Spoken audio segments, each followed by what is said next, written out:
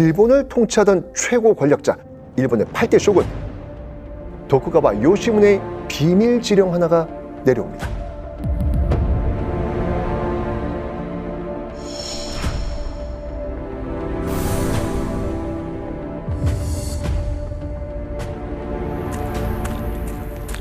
쇼군의 비밀 지령을 성공시키기 위해서 3년 뒤 1721년에 조선 땅에 특공대가 파견됩니다.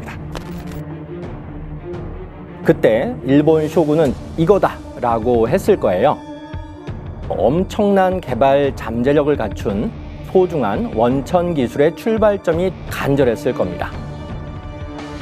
우리는 지금 핵, 인공위성, 반도체 기술, 핵심적인 기술들의 해외 유출을 최선을 다해 막고 있죠. 일본 쇼군 도쿠가와 요시무네가 원했던 조선에 있는데 일본에는 없는 것 과연 무엇이었을까요?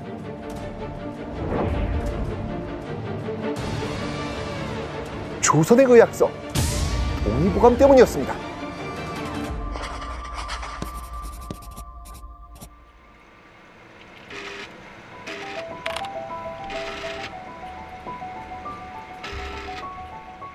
동서양을 막론하고 의학서는 가장 중요한 가치를 지닌 정보로 꼽힙니다. 과거에는 의학서 자체가 보물이었고 국가 간의 기밀 문서로 취급되는 경우도 자주 있었습니다. 동의보감은 사실은 당시에 인간의 판타지 심리를 정말로 자극하는 책이었을 거예요. 권력자들이 특히 집착하는 게 있거든요. 바로 불로장생. 그런데 현실적으로 불로장생은 불가능하죠. 그러니 자연스럽게 이걸 유지하자. 즉, 건강을 유지하는 방법에 더욱더 집착하게 될 수밖에 없죠. 동의보감은 일종의 판타지 같은 의서였겠죠.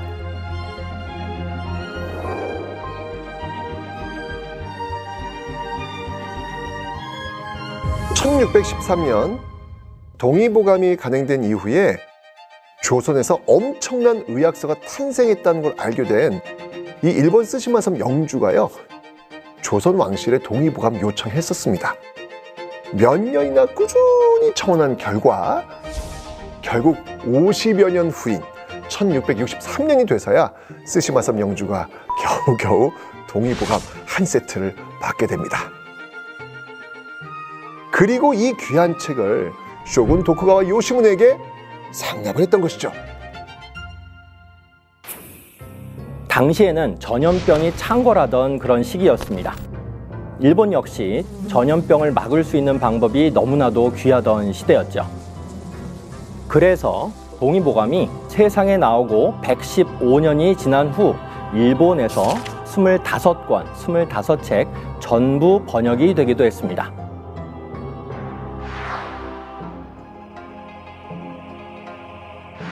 실제로 일본은 이 동의보감을 바탕으로 해서 근대적인 의료개혁을 이루기도 했죠.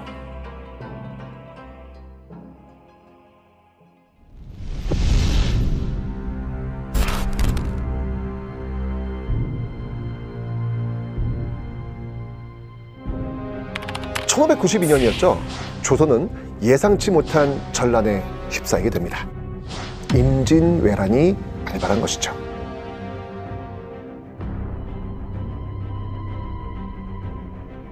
전쟁터가 된 조선은 말 그대로 그냥 쑥대밭이 됩니다. 임진왜란이 일어나고 이 4년 후 선조가 당대 최고의 명의들을 급하게 불러 모았습니다. 정작, 양예수, 이뭉탁, 이명원, 정해남 등 조선에 내놓으라는 명의들이 그렇게 왕명으로 모이게 된 겁니다.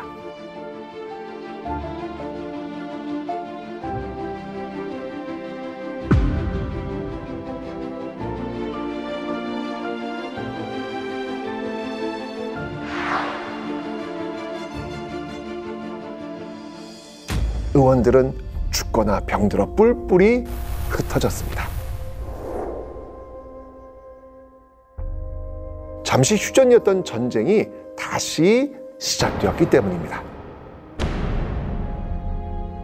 7년간의 끔찍한 전쟁이 끝난 뒤에 허준은요 동의보감 편찬에 박차를 가하려고 했겠죠. 그런데 1608년 선조가 갑자기 승하한 겁니다. 허준은 당시 내의원 최고 책임자였거든요. 그러니까 책임져야 되겠죠. 왕이 갑자기 세상을 떠나니까 조선 조정에서는 어이 허준에게 책임을 물어야 합니다 라는 간언이 쏟아져 나온 거죠.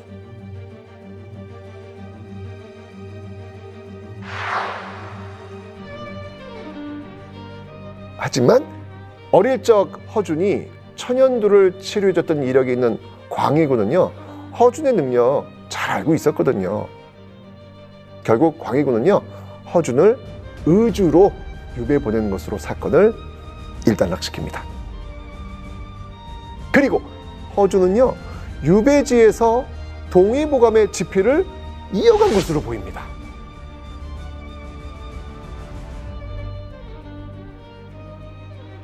그리고 광해군이 적절한 때 유배 갔던 허준을 불러들인 거죠.